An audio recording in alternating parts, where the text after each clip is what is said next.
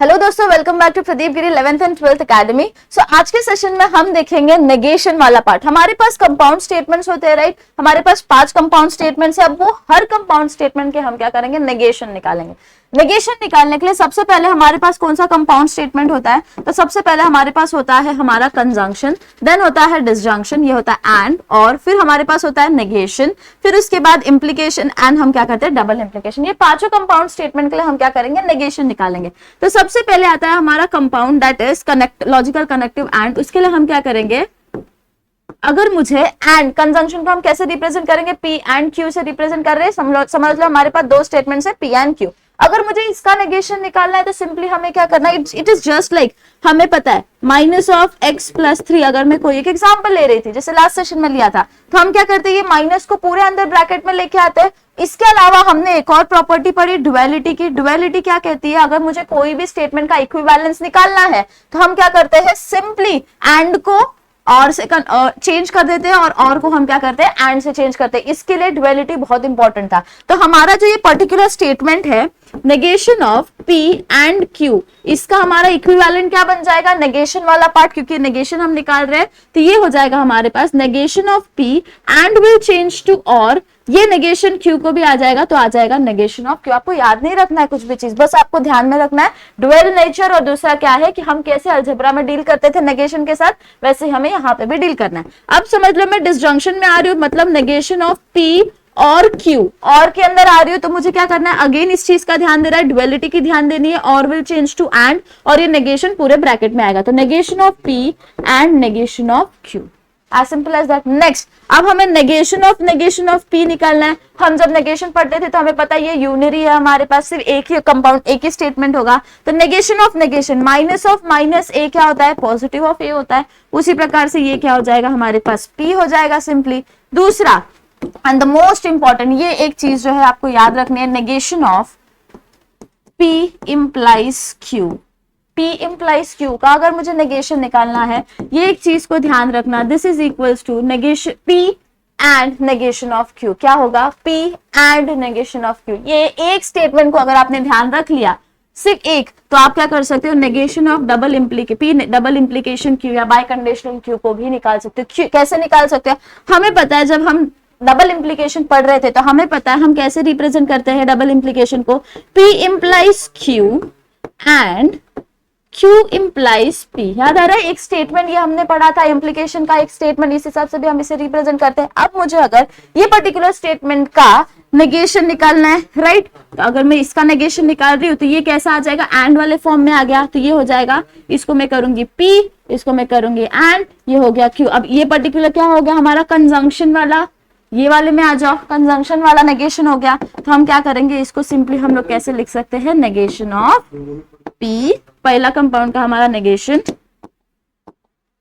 Of P implies Q and हमारा और में कन्वर्ट हो जाएगा, negation of Q implies P।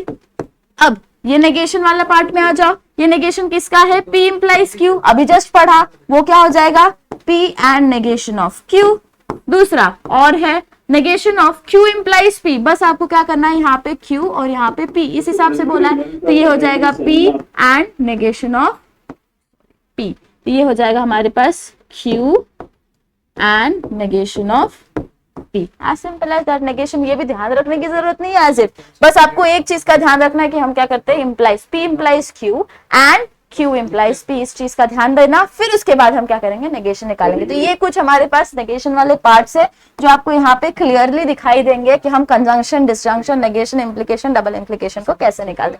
बहुत ही सिंपल है, बस एक चीज को याद रखना, P इंप्लाइज Q का नेगेशन जो कि होता है P and negation of Q। बाकी सारी चीजें आप इजीली खुद ही निकाल पाओगे।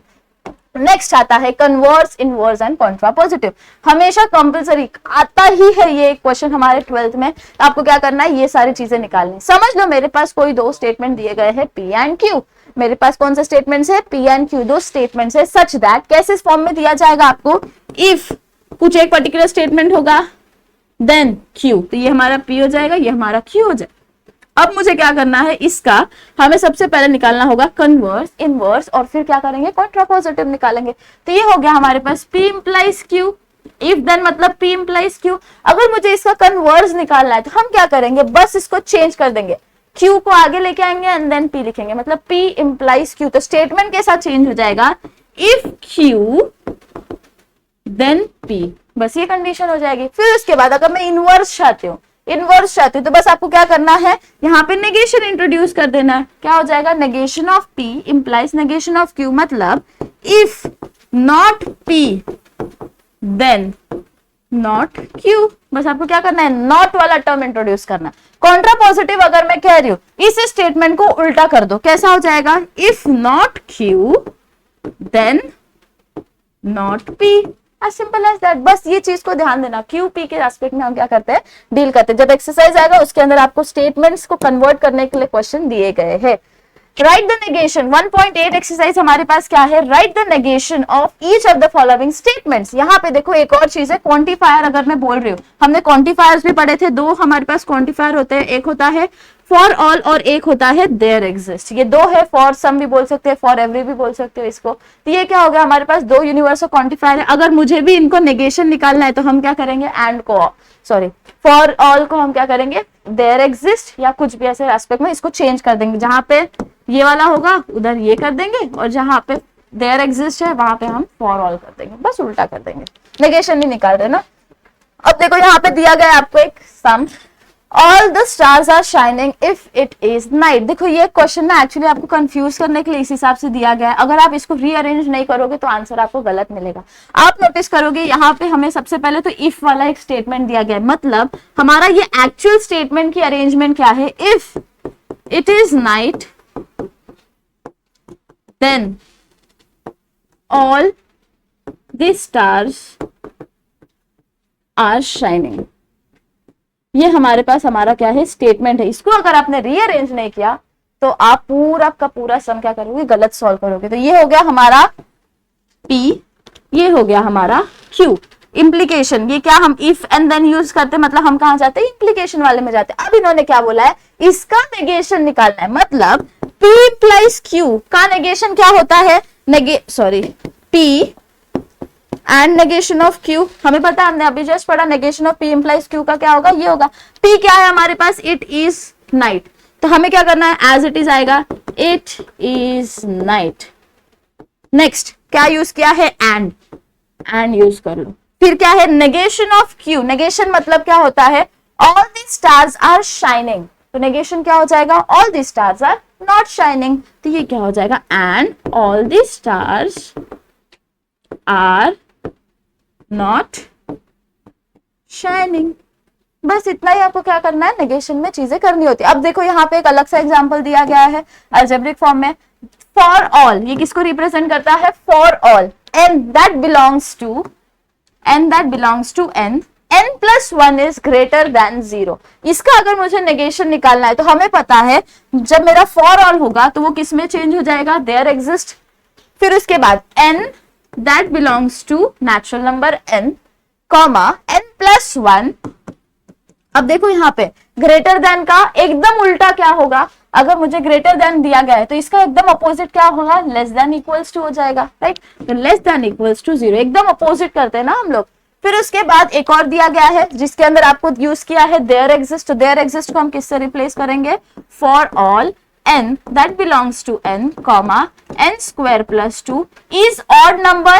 आप यहाँ पे is even number कर सकते हो या फिर लिख सकते हो is not odd number, exact उल्टा। Next, some continuous functions are differentiable। अब some यूज किया है तो हमारे पास क्या हो जाएगा, every हमें यूज करना पड़ेगा।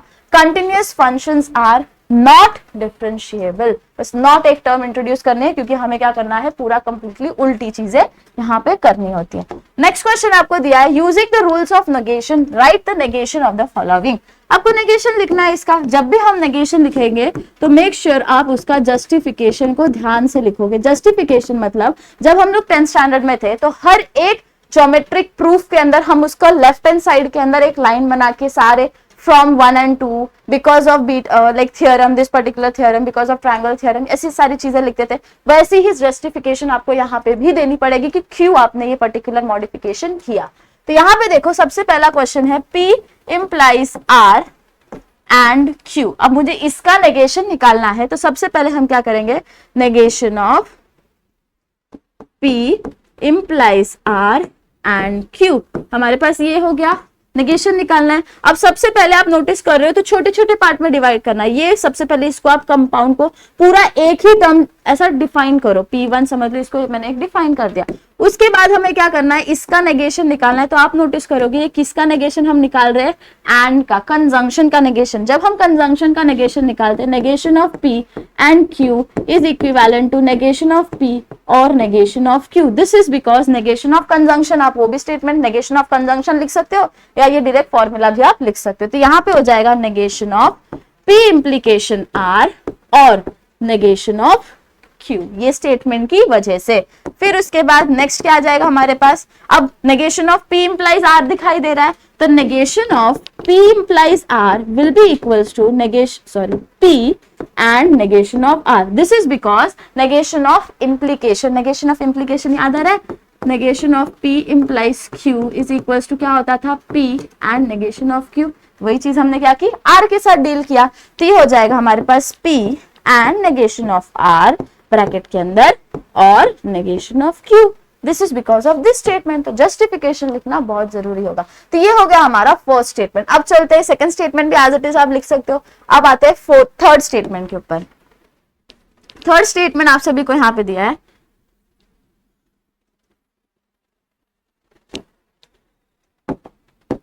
negation of P and Q and negation of Q और negation of R। ये हो गया हमारा थर्ड क्वेश्चन। तो इक्विवेलेंट, सबसे पहले हमें क्या निकालना है, नेगेशन निकालना है। Square bracket low, negation of P and Q and negation of Q और नेगेशन ऑफ R। अब हम क्या करेंगे, ये पूरे टर्म को एक टर्म डिफाइन करेंगे और ये पूरे टर्म को दूसरा हमारा टर्म है उसके हिसाब से। अब अगर आपने ऐसा उसको समझा तो ये क्या दिखाई दे रहा है, negation of P and Q वाले फॉर्म में आ गया, एंड हमारा कंजंक्शन है, और फिर उसके बाद हमारा क्या हो जाएगा, ये दो रेस्पेक्टिव स्टेटमेंट है, इसका क्या होता है, नेगेशन ऑफ P और नेगेशन ऑफ Q। तो यहाँ पे क्या हो जाएगा, equals to negation of P। P क्या है, पूरा टर्म है हमारे पास, negation of P and Q and will replace to or, उसके बाद नेगेशन ऑफ Q और नेगेशन ऑफ R, पूरा टर्म।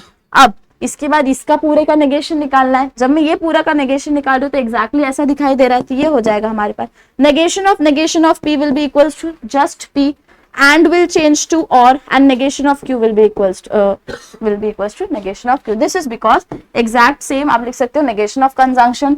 और अब इधर आ जाओ, negation लगा दो, negation of Q will be equals to Q only, or will change to and negation of R will be equals to R only. This is because negation of disjunction. आपको यहाँ पे क्या लिखना है, negation of conjunction and negation of disjunction. आपको ये दोनों particular statements यहाँ पे लिखने पड़ेंगे। बस ध्यान रखने हैं कुछ फॉर्मूलाज और चेंज करते जाना है, और ये हमारा क्वेश्चन यहाँ पे कंप्लीट हो जाएगा। Next and the third question आपको यहाँ पे क्या दिया है, right the converse inverse contrapositive of the following statement. अब कन्वर्स क्या होता है, सबसे पहले देख लो कन्वर्स क्या होता है। समझ लो मेरे पास कोई एक स्टेटमेंट दिया है P implies Q, तो कन्वर्स क्या हो जाएगा हमारे पास, Q implies P. What will be inverse? Negation of P implies negation of Q. What will be contrapositive? This will be equals to negation of Q implies negation of P. Right? अब आ जाओ question के ऊपर। Question क्या दिया है आप सभी को, if it snows, ये हो गया हमारा P। क्या है P? It snows. Then they do not drive the car. ये क्या हो जाएगा, they do not drive the car हो गया हमारा Q. Right? कंजंक्शन क्या है, इफ देन है, ये वाला फॉर्म इम्प्लीकेशन। अब हमें निकालना है converse which implies Q implies P। Q क्या है, they do not drive, implies मतलब इफ देन यूज करना है। P क्या है, इट स्नोज। तो ये पर्टिकुलर स्टेटमेंट कैसा हो जाएगा, if they do not drive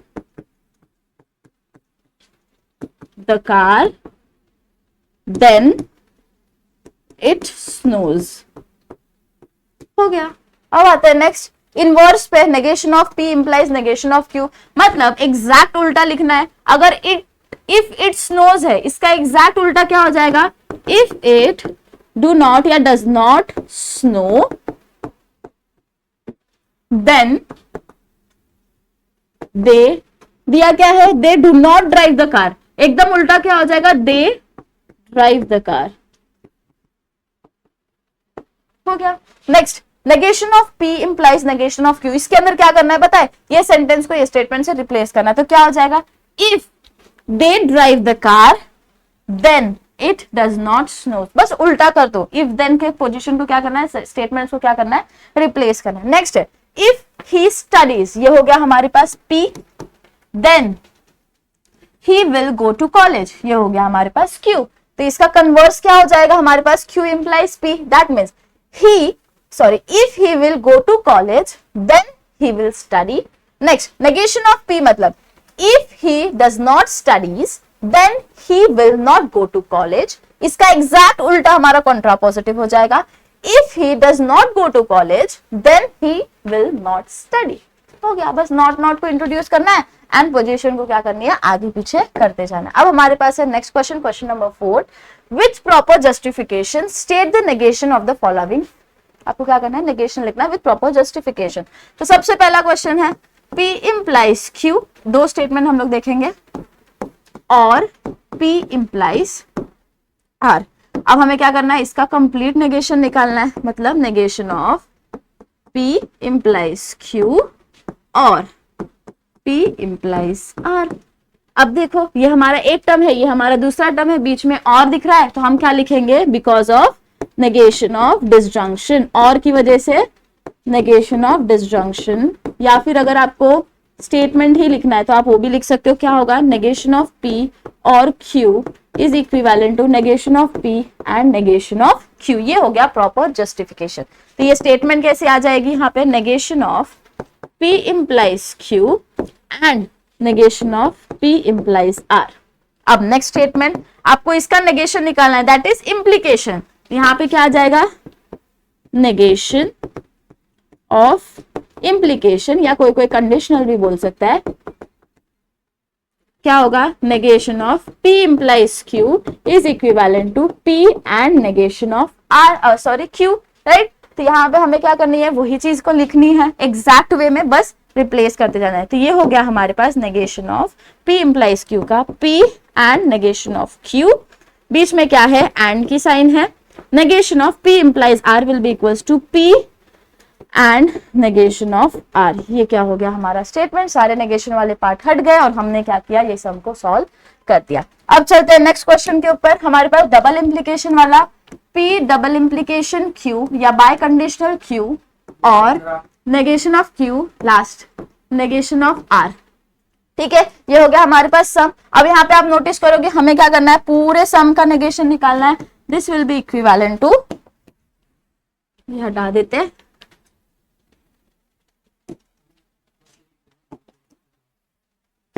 इसका क्या हो जाएगा हमारे पास, negation of complete P double implication Q और negation of Q implication double of R, ये हो गया हमारे पास। अब हमें इसका कंप्लीट नेगेशन निकालना है, you will notice this is एक स्टेटमेंट, दिस इज दूसरा स्टेटमेंट, बीच में क्या है, और यूज किया है, तो हम यहाँ पे क्या लिखेंगे, नेगेशन ऑफ डिसजंक्शन, जो क्या कहता है, नेगेशन ऑफ P और Q is equivalent to negation of P and negation of Q। हमें क्या करना है, उसके रेस्पेक्ट में अगर मैं इसे लिखूंगी तो ये हो जाएगा negation of P double implication Q और will change to and negation of Q implication negation of R।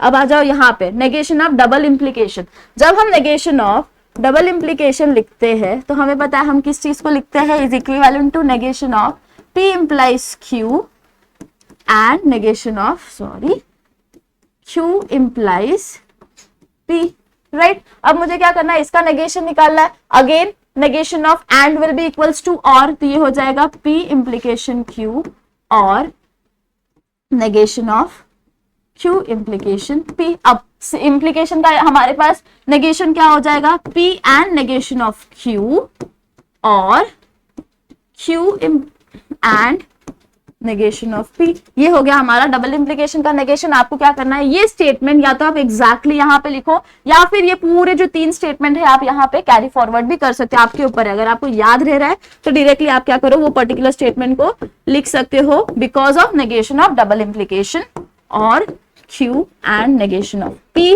बीच में क्या है, एंड है।